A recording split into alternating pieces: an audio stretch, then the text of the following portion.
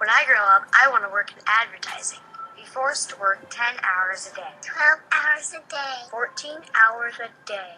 I want to work like a dog and bust my ass for a $1,500 raise. When I grow up, I want to be an account coordinator. A gopher. Get coffee and donuts. And sit in quiet meetings and contribute absolutely nothing. When I grow up, I want to be a media director. A buyer. A planner. And have my ass kissed by every media rep on the face of the earth. When I grow up, I want to be a creative director. Have a big head. Save all the good TV projects for myself. And be washed up by the time I'm 40. When I grow up, I want to be a web designer. A freak. Use terms nobody understands. And convince myself I'm no longer the geek I was in high school. When I grow up, I want to pitch new business. Fill out mindless RFPs. Do lots of spec creative. Not get paid a goddamn dime for any of it. When I grow up, I want to be a copywriter, a hack, an egomaniac, and lay awake at night writing the great American novel that will never get published. When I grow up, I want to be an art director. Wear black clothes. Smoke a lot of dope. And always pout when I don't get my way. When I grow up, I want to be in agency management. Tell people what to do. Get away with having a bad temper. I want to be so far removed from the day-to-day business that I need a crane to pull my bloated head out of my ass. When I grow up, I want to work in accounting. Be a receptionist. Work in HR. And be considered as nothing more than agency overhead. When I grow up, I want to be a production manager. Go on press checks. Become an expert in trash and trinkets. And point the finger somewhere else every time something goes wrong. When I grow up, I want to be an account executive. A kiss up. I want to write off time. And lose any hint of a backbone every time I step into a client meeting. When I grow up, I want to own my own agency. Get a corner office. See my name on the door. And have people wonder what I do all day long. When I grow up, I want to be a producer. Have big budgets. No budgets. Pretend I'm Cecil B. DeMille. When I grow up, I want to work in advertising. Win a Clio, a Telly, be in the One Show. I want to win an Addy and be the envy of all my friends. Many people have negative perceptions of marketing, especially in the digital age where we are practically bombarded with content and advertisements. They view advertisers as people who are manipulative and use our insecurities against us to coax us into making a purchase. In fact, we interviewed some of our fellow WestConn students and conducted an anonymous online survey to gain insight to people's perceptions on marketing today. The results were fascinating. If you have social media, you're obviously going to have ads because that's where your main consumer base is now, social media. Hey, here's a product you don't care about, but it's cool because it's on Instagram and there's an Instagram model with it. Advertisements are deliberately made to manipulate consumers into a certain product or a certain lifestyle.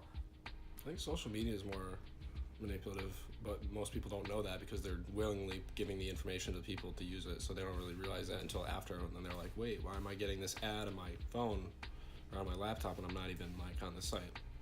I think there would be no social media without ads. Well, I think social media is kind of one big advertisement anyway. Social media lets you build a profile of everything you like and dislike, and just advertisements can use that information to target their product to pretty easily.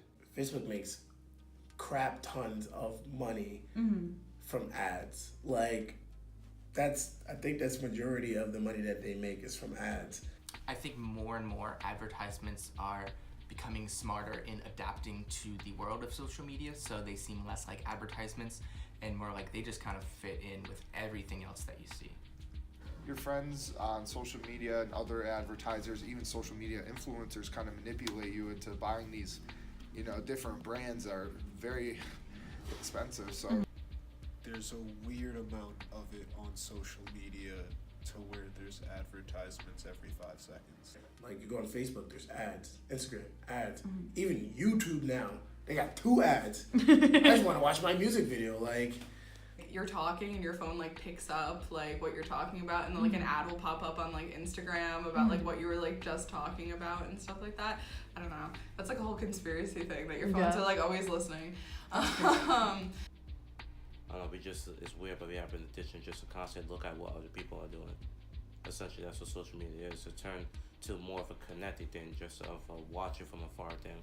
I get FOMO like a lot, so like if I see people are out, then I'm like, oh crap, I wish I was doing something right now when I'm really in bed watching Netflix. Because the way they're set up, it kind of rewards you through likes and shares and community with other people, or at least the sense of community.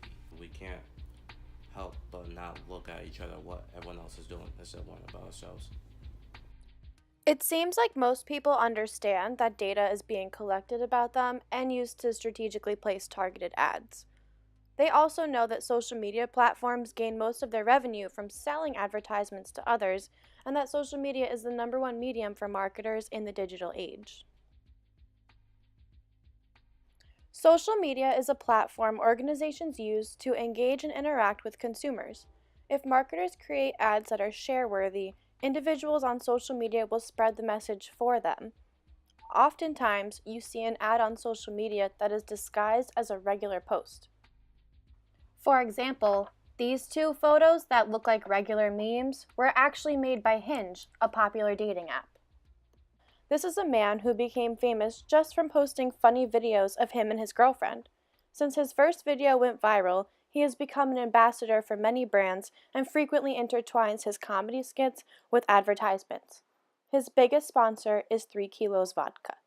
Yo, we need to go. We have to check out. Just one more. You said one more 20 minutes ago. Oh my god, yo, you're so fucking extra, bro. Saludo. Hey, chica, ¿qué lo que? Saludo, mi primo. Dímelo, saludo. ¿Qué pasa? You fucking crying? Me voy para mi casa. No te vayas, quédate aquí un día más. Oh my god, yo. I don't even know what you just said. What he said? I'm not gonna tell you because we need to fucking go. Saludo. Saludo. Me voy. No te vayas. What is he saying? Can we fucking go? Okay, but what is he saying? He's saying don't go. He's saying don't go. Cerveza. That's not even a beer. Te amo. What are you telling people you love them, yo? Te amo, baby. He's saying baby. What? Let's go. No. Let's go. Yeah, we're leaving. We're getting the fuck out of here. I don't want to leave. Well, we're leaving, bitch. Our flight. Saludo. Okay.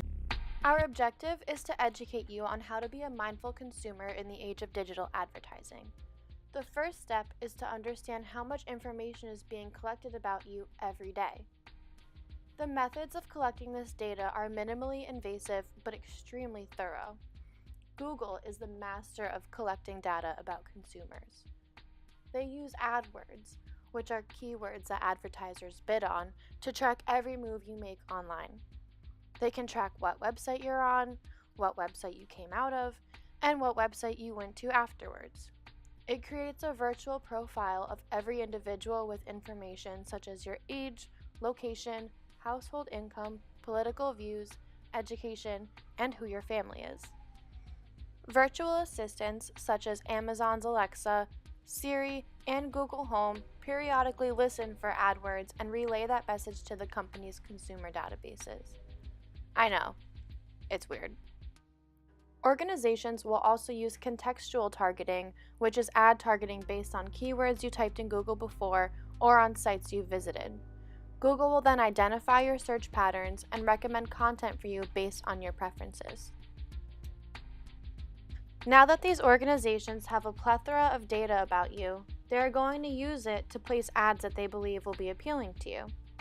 To test which ads are effective, marketers might do an A/B test where they will create different ads for the same product and measure which one you respond to better. Keep in mind that all of these digital platforms are competing for our attention. They use simple yet effective techniques like creating targeted ads and evoking emotions from consumers to keep us on the app or webpage for as long as possible. We all know that these marketing strategies are impacting our lives in some way. As technology increases, these practices will only become better at targeting consumers and less easy to detect. We would like to place the responsibility on the consumer to regulate how much time you spend on your devices, discern what posts are real and what are ads, and what content you allow to impact you on a personal level. We hope that you found the information in this video useful And keep this in mind next time you're scrolling through your Instagram or Facebook feed and come across ads that you believe are designed specifically for you.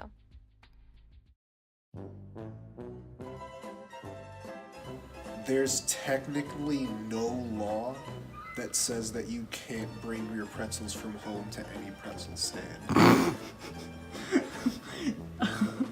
Okay. You can do it. Like, they're not gonna stop you. They can ask you to leave, but you don't have to.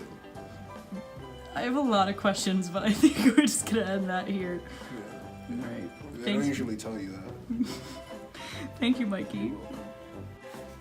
I was never an honor student, so... Yep, that's it. Okay. Stay right out, alright? Okay. Keep it real, G's.